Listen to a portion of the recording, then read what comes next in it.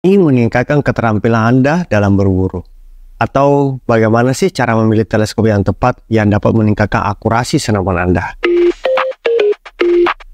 Jeff Denker, seorang influencer yang terkenal di negeri Amerika Serikat, membagikan tips sederhana memilih teropong favoritnya untuk pemula. Teleskop senapan adalah sebuah perangkat yang dimana dapat meningkatkan kemampuan Anda dalam membidik maupun menembak. Dilengkapi dengan pembesaran lensa instrumen dan retikal yang dapat menentukan ke arah mana bidikan Anda. Tips memilih teleskop untuk senapan angin. Langkah pertama, pahami bagian dasar anatomi teleskop. Sebelum memutuskan untuk membeli teleskop, sebaiknya Anda mempelajari kegunaan dan fungsi dari teleskop tersebut.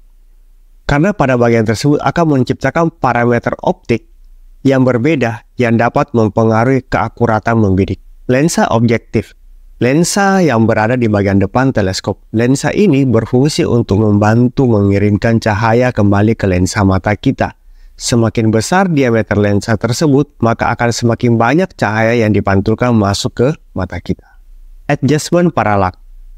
Parallax pada teleskop biasanya berada di posisi bagian depan dan sebelah kiri pada teleskop.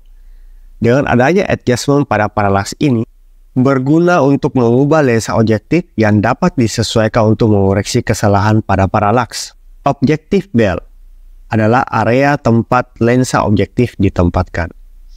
Elevation adjustment, atau biasa disebut sebagai setelan turret atas bawah, digunakan untuk memindahkan posisi retikal ke atas atau ke bawah.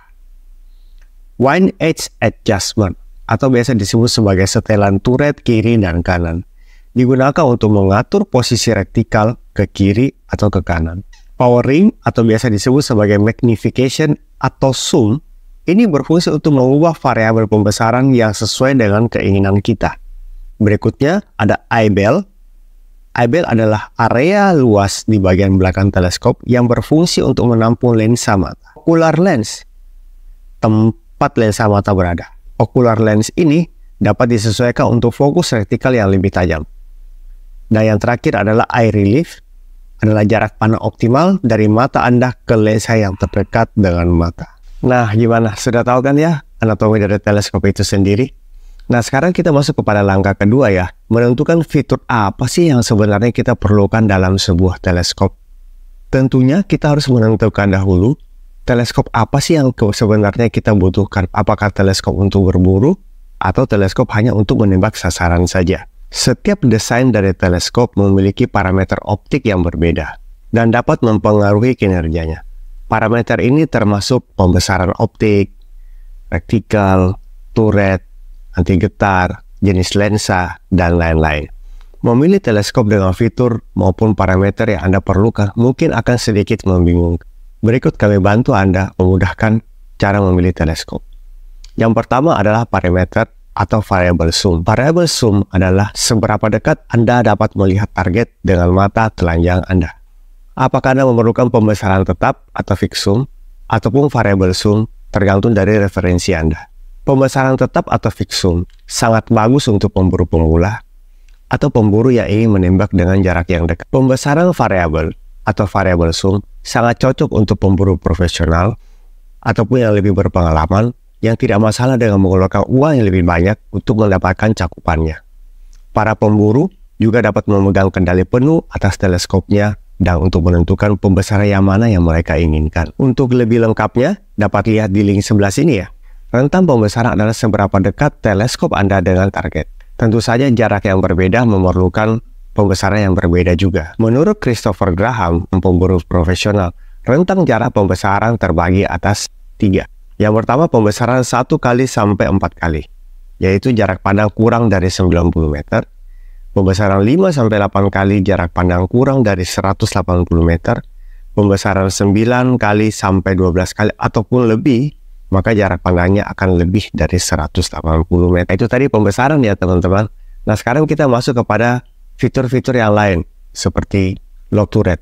Lock turret ini merupakan salah satu fitur tambahan dari sebuah teleskop yang kekinian yang banyak dijumpai di pasaran saat ini. Fungsi dari lock turret tersebut adalah untuk menambah fungsi dari anti getar dari teleskop tersebut. Jadi buat Anda tidak perlu takut atau khawatir retikelnya akan bergeser jika menggunakan fungsi dari log turret tersebut. Zero stop. Zero stop adalah fitur tambahan di mana para pemburu profesional atau para pemburu dapat menentukan titik awal zero yang dia inginkan. Illuminated lamp adalah juga merupakan suatu fungsi tambahan yang sudah banyak ditemukan di teleskop pada umumnya, di mana kita dapat menampilkan suatu cahaya atau menyalakan lampu yang dapat menerangi retikelnya. Turret stopper atau anti-recoil. Biasanya fungsi ini atau fitur ini banyak sekali ditemukan di teleskop high-end. Akan tetapi, teleskop mid-end maupun low-end sudah banyak yang mengadopsi fitur tersebut. Nah, gimana? Sudah tahu kan ya teman-teman? Fitur apa sih yang sebenarnya Anda perlukan? Nah, ini sekarang menjadi PR teman-teman semua ya, tinggal menentukan fitur yang Anda perlukan.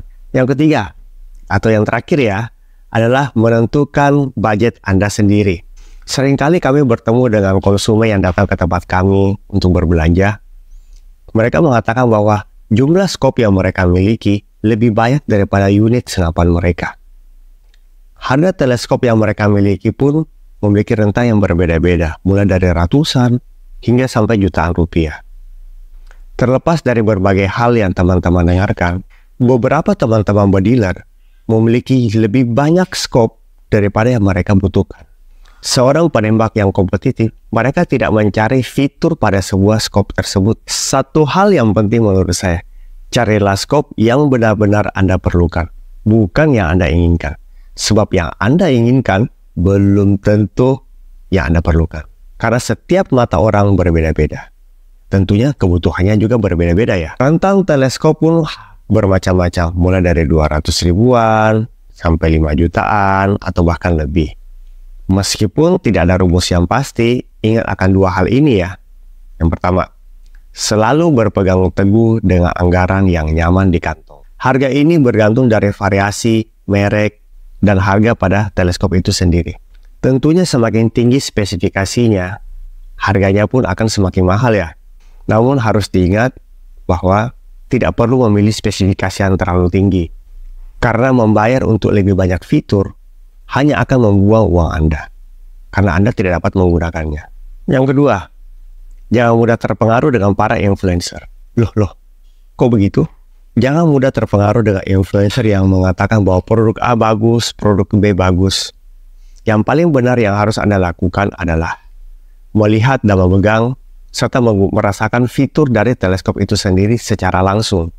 Pendapat dari para influencer bisa dijadikan referensi saja. Seperti yang saya katakan tadi, mata setiap orang berbeda, tentu saja kebutuhan orang juga berbeda-beda.